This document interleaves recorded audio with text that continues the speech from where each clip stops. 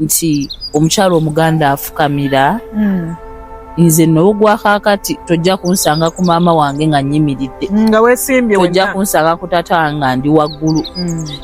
In fact waliwo n'abantu babamu wano nze mbabuuza nga ndi wansi bangi nnyo bensanga nga bakulu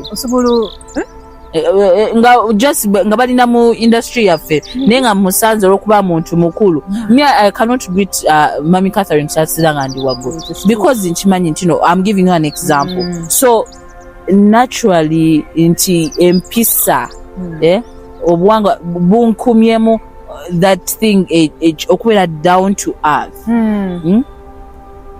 Okubeera down to earth nensigala nga kikyandimu ng'omuntu ate nsuubira kuba kyenkirabyemu tekirinaamu sitaani. I'm going to even raise my children nga mbalaga nti omukyala talina kyava. This is our culture kuba nti no tufukamira ne tubeera modest. Ate okufukamira tekitegeeza nti no tolina bintu byotakkirizigana nabyo ng'omukyala. You do, but okufukamira kuno it is our culture to show respect naddala eri ba elders baffe. Yes, so nze kyekintu that discipline culture yaffe eri oba ey'Obuganda naddala.